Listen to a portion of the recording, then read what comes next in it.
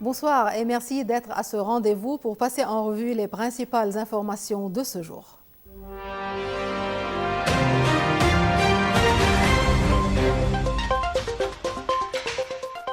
Le Liban et la Syrie ont signé à Beyrouth un accord judiciaire portant sur le transfert des détenus condamnés afin qu'ils purgent leur peine dans leur pays d'origine.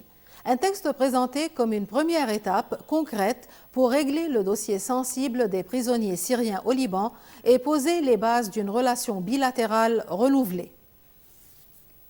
Au siège du gouvernement à Beyrouth, le Liban et la Syrie ont officiellement signé un accord judiciaire encadrant le transfert des détenus condamnés vers leur pays de nationalité afin qu'ils y achèvent leur peine. La cérémonie s'est déroulée en présence du Premier ministre libanais Nawaf Salam, du ministre syrien de la Justice Mazhar al-Louays, du vice-premier ministre Tariq Mitri et du ministre libanais de la Justice Adel Nassar, ainsi qu'une délégation officielle syrienne. Pour Tariq Mitri, cet accord est le fruit d'une volonté politique partagée. Il a souligné qu'il repose sur la confiance et le respect mutuel, ajoutant qu'il avait été approuvé à l'unanimité par le Conseil des ministres et qu'il entrerait en vigueur dès le lendemain de sa signature. Selon lui, cette convention constitue la première étape vers le règlement du dossier des détenus syriens au Liban et ouvre la voie à d'autres avancées dans le cadre d'une relation qualifiée de nouvelle, fondée sur l'égalité et la non-ingérence dans les affaires internes des deux pays. De son côté, le ministre syrien de la Justice a estimé que le dossier des prisonniers était complexe et ne pouvait être réglé par un seul accord global. Il a toutefois salué une avancée importante sur le chemin de la justice et du travail commun entre Beyrouth et Damas. Mazhar al-Louays a indiqué qu'une feuille de route serait mise en place pour traiter les cas non couverts par l'accord, conformément au cadre juridique en vigueur, et a mis en avant la coopération constructive entre les deux systèmes judiciaires. Cet accord marque ainsi un tournant dans la gestion d'un dossier longtemps sensible et symbolise une volonté commune de refondre les relations libano-syriennes sur de nouvelles bases institutionnelles et juridiques. Alors que le Liban reste sous forte pression régionale, la France hausse le ton. En visite au Moyen-Orient, le chef de la diplomatie française affirme qu'il faut donner à l'armée libanaise les moyens de désarmer le Hezbollah. La question de la souveraineté de l'État et du monopole des armes est au cœur des discussions de Jean-Noël Barrot. Pour Paris, la stabilité du Liban passe par un État fort, souverain et par une armée capable d'exercer seule le contrôle des armes sur le territoire. La première étape, c'est de donner aux forces armées libanaises les moyens de poursuivre le travail de désarmement du Hezbollah, a déclaré le ministre français des Affaires étrangères Jean-Noël Barrot avant même son arrivée à Beyrouth. Affaibli par sa dernière guerre avec Israël, achevée en novembre 2024, le Hezbollah reste aujourd'hui le seul groupe armé libanais en dehors de l'État. Conformément à l'accord de cessez-le-feu, l'armée libanaise a annoncé début janvier avoir achevé la première phase de son plan de désarmement dans la zone comprise entre la frontière israélienne et le fleuve Litanie. Pour Paris, cette étape est un signal positif. Le gouvernement libanais a pris ses responsabilités, souligne Jean-Noël Barrot, appelant désormais à l'ouverture rapide de la deuxième phase du plan. Cette nouvelle étape doit concerner la zone entre le Litanie et le fleuve Awali, au sud du Liban, un secteur où le Hezbollah refuse jusqu'à présent de remettre ses armes. C'est dans ce contexte que la France prépare une conférence internationale de soutien à l'armée libanaise, prévue le 5 mars à Paris, afin de renforcer ses capacités financières et opérationnelles. À Beyrouth, Jean-Noël Barrot a affirmé aux responsables politiques libanais accompagner le Liban vers un État pleinement souverain à l'heure où les tensions régionales et le risque d'escalade restent élevés.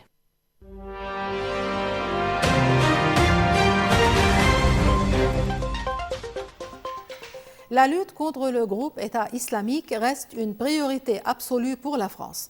En déplacement en Syrie et en Irak, le chef de la diplomatie française a réaffirmé le soutien de Paris aux forces kurdes et a appelé à l'application complète de l'accord conclu avec Damas dans un contexte régional toujours marqué par de fortes tensions.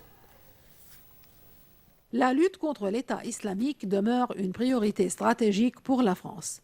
En tournée au Proche-Orient, le ministre français des Affaires étrangères, Jean-Noël Barrot, a multiplié les rencontres en Syrie et en Irak pour réaffirmer l'engagement de Paris contre le terrorisme djihadiste. À Bagdad puis à Erbil, le chef de la diplomatie française a rappelé que la sécurité des Français se joue aussi sur ce terrain. Depuis 10 ans, la France combat Daesh sans relâche aux côtés de ses partenaires régionaux. À Erbil, Jean-Noël Barrot a longuement rencontré le général Mazloum Abdi, chef des forces démocratiques syriennes, dominées par les Kurdes. Ensemble, ils ont passé en revue les termes de l'accord conclu fin janvier entre Damas et les Kurdes, qui prévoit l'intégration des forces kurdes au sein de l'État syrien. Paris exhorte les autorités syriennes à appliquer pleinement cet accord, tout en réaffirmant son soutien politique aux Kurdes, et pour la France, la reconnaissance de leur identité et de leurs droits est une condition essentielle à la stabilité durable de la Syrie. Barrot a également insisté sur l'implication personnelle du président Emmanuel Macron pour éviter une nouvelle flambée de violence et garantir un cessez-le-feu effectif. En Irak, le chef de la diplomatie française a posé un geste hautement symbolique envers le peuple kurde. Barrot a remis à Massoud Barzani une lettre historique adressée en 1967 par son père, le leader kurde Mustafa Barzani, au général de Gaulle, réaffirmant le soutien de la France aux droits et à l'identité kurde. Dans cette lettre datée du 3 juillet 1967, Mustafa Barzani saluait la France comme un symbole d'espérance et exprimait la gratitude du peuple kurde pour son engagement en faveur de la liberté des peuples. Un message qui résonne aujourd'hui encore, dans un contexte régional marqué par l'instabilité et les recompositions politiques. Au-delà du symbole, le ministre français a réaffirmé un soutien politique clair aux Kurdes de Syrie et d'Irak. Après des semaines de tensions extrêmes et de menaces militaires, l'Iran et les États-Unis ont ouvert à Oman un nouveau cycle de négociations. Des pourparlers à haut risque, limités officiellement au dossier nucléaire, mais qui se déroulent dans un climat de profonde méfiance après la répression sanglante des manifestations en Iran et le déploiement de forces américaines dans le Golfe. Le cycle actuel de négociations entre l'Iran et les États-Unis en Mascate est terminé. Les évaluations font état d'un accord pour la poursuite des pourparlers. D'Oman, Iraniens et Américains se sont retrouvés ce vendredi autour de la table des négociations. Un face-à-face très attendu, le premier depuis les frappes américaines sur les sites nucléaires iraniens en juin dernier, lors de la guerre éclair déclenchée par Israël contre l'Iran. Les discussions, menées de manière indirecte sous médiation omanaise, ont officiellement débuté dans la matinée. Côté iranien, le ministre des Affaires étrangères Abbas Araghchi est arrivé jeudi soir à Oman. Avant l'ouverture des pourparlers, il a insisté sur la nécessité d'un respect mutuel, affirmant que l'Iran était prêt à défendre sa souveraineté face à toute exigence jugée excessive. Téhéran souhaite limiter strictement ses discussions à son programme nucléaire, dans l'espoir d'obtenir une levée des sanctions internationales qui asphyxient son économie. Washington, de son côté, refuse d'exclure l'option militaire en cas d'échec et veut élargir les négociations au programme des missiles balistiques iraniens et au soutien de Téhéran à des groupes armés hostiles à Israël. Le président américain Donald Trump s'est montré confiant, affirmant que l'Iran négociait parce qu'il ne voulait pas être frappé à nouveau, tout en rappelant le déploiement d'une importante force navale américaine dans la région. Dans ce contexte explosif, la Chine a affirmé son soutien à l'Iran, dénonçant toute tentative d'intimidation et appelant à une solution diplomatique. Après la répression sanglante des manifestations en Iran depuis début janvier, ces négociations s'ouvrent sous haute pression. Entre diplomatie fragile et menace d'escalade militaire, l'issue de ces pourparlers pourrait peser lourd sur l'équilibre du Moyen-Orient.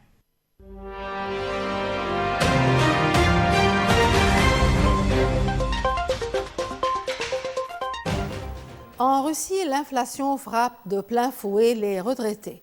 À Saint-Pétersbourg, de plus en plus de personnes âgées se tournent vers les soupes populaires pour se nourrir, alors que le coût de la vie a explosé depuis le début de la guerre en Ukraine. Dans cette soupe populaire de Saint-Pétersbourg, les marmites fument et les assiettes s'entrechoquent. L'ambiance est conviviale, mais la réalité est dure. Chaque jour, des dizaines de retraités viennent ici pour manger à leur faim.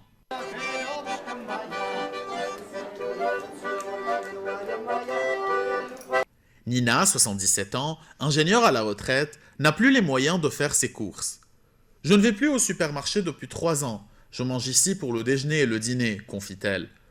Depuis le lancement de l'offensive russe en Ukraine en 2022, les prix ont bondi. Selon les chiffres officiels, ils ont augmenté d'environ 45%, une flambée alimentée par les dépenses militaires et la pression sur l'économie. Zinaïda, ancienne pédiatre, touche une pension de 26 400 roubles par mois, l'équivalent de moins de 300 €. On a juste assez pour payer les factures et les médicaments. Il ne reste presque plus rien, explique-t-elle. Les médicaments, justement, pèsent lourd dans le budget des seniors, souvent confrontés à des problèmes de santé. Anna, ex-chirurgienne de 66 ans, raconte devoir choisir entre se soigner et manger correctement. Malgré le ralentissement récent de l'inflation, la situation reste critique pour les retraités. La Banque centrale russe prévoit un retour à l'objectif de 4%, pas avant 2027. Le président Vladimir Poutine a reconnu un net ralentissement de la croissance économique en 2025. Mais pour certains, comme Tatiana, ancienne comptable, la hausse des prix est une fatalité.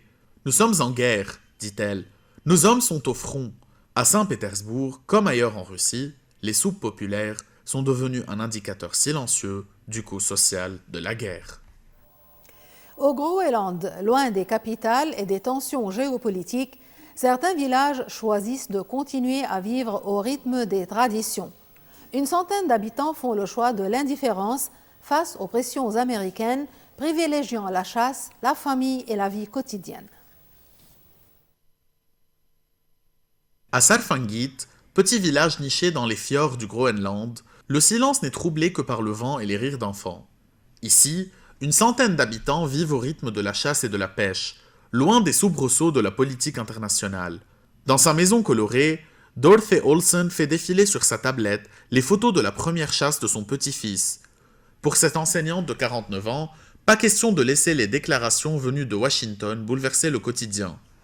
Ici, tout est très calme. La seule chose à faire, c'est vivre normalement, explique-t-elle. Ces dernières semaines, les propos du président américain Donald Trump évoquant la possibilité de s'emparer du Groenland ont suscité inquiétude et incompréhension, notamment à Nuuk, la capitale. Les autorités ont même appelé la population à se recentrer sur la famille et les traditions pour surmonter la pression psychologique. À Sarfangit, pourtant, la priorité reste la transmission.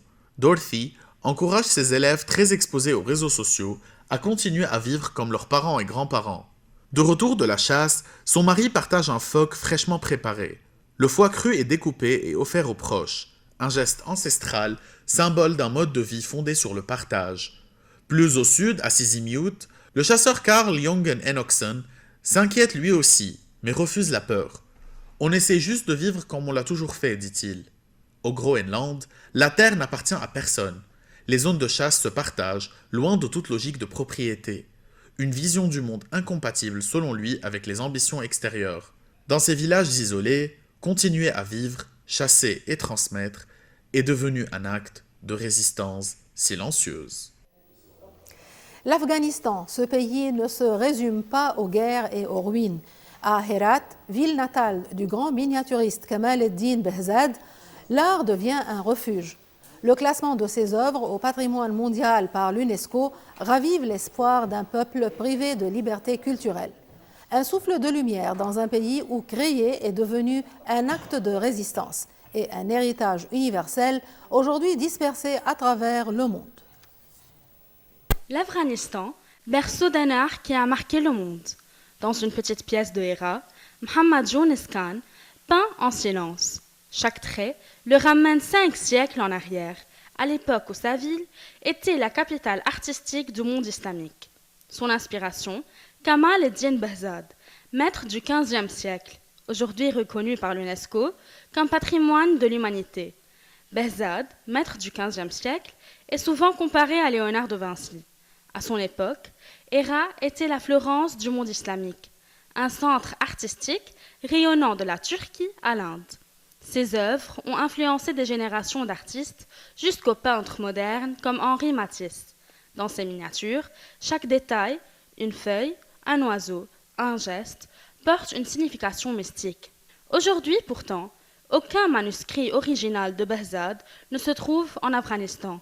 Dispersés après la chute de Héra, ils sont conservés à Londres, Istanbul, New York ou Paris. Ces miniatures, conservées à Londres, Istanbul ou New York ont influencé les plus grands peintres, jusqu'à Henri Matisse. À Hérat, elles sont devenues un symbole de liberté et de résistance, car depuis le retour des talibans au pouvoir, l'art est étouffé.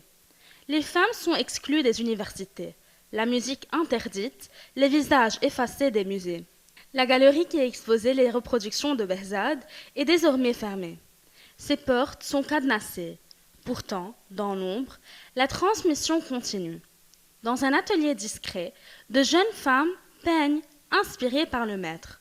Pour Asia, 22 ans, créer est une façon d'exister. En peignant, je me sens libre. En 2017, des reproductions géantes ont été installées à Kaboul pour permettre au peuple afghan de redécouvrir son patrimoine. Car au-delà de l'art, c'est une question de dignité. Reconnaître ces chefs-d'œuvre, c'est rappeler que l'Afghanistan a offert au monde bien plus que la guerre, une culture universelle et une beauté intemporelle. À travers ses œuvres, l'Afghanistan rappelle au monde qu'il n'est pas seulement une terre de guerre, mais aussi un pays de beauté, de culture et d'espoir. Et en Chine, c'est l'année du cheval qui débute sur une note inattendue. Entre mascottes mélancoliques, gâteaux de riz élevés comme des animaux de compagnie et traditions détournées sur les réseaux sociaux, l'humour et l'autodérision s'imposent comme les nouvelles stars des festivités. Les festivités du Nouvel An lunaire s'annoncent grandioses. La Chine s'active pour accueillir l'année du cheval. Mais cette année, ce ne sont pas seulement les traditions ancestrales qui attirent les attentions. Sur les réseaux sociaux, une mascotte insolite est devenue virale, un cheval en peluche au visage boudeur, surnommé le cheval qui pleure. À l'origine, une simple erreur de couture. Résultat, une expression triste qui a immédiatement trouvé un écho auprès de nombreux jeunes Chinois et à une économie en ralentissement. Symbole d'autodérision, le cheval boudeur se vend par milliers chaque jour. Autre phénomène surprenant, l'adoption de gâteaux de riz gluants comme animaux de compagnie. Traditionnellement consommés pendant les fêtes, ces gâteaux doivent être trempés dans l'eau avant d'être cuisinés. Sur Internet, certains internautes s'amusent à les élever, les surveiller et même leur donner un prénom. L'humour s'invite aussi dans les croyances populaires. Selon la tradition, se laver les cheveux le jour du Nouvel An porterait malheur. Résultat, un appel collectif sur les réseaux sociaux à se laver tous les cheveux la veille, transformant un rituel ancien en événement viral. Derrière ces tendances légères, un même message. Face aux incertitudes, les jeunes Chinois choisissent de célébrer le Nouvel An avec créativité, ironie et légèreté. Une façon originale d'aborder l'année à venir sans perdre le sourire. Et c'est ainsi que se termine ce journal. Merci et bonsoir.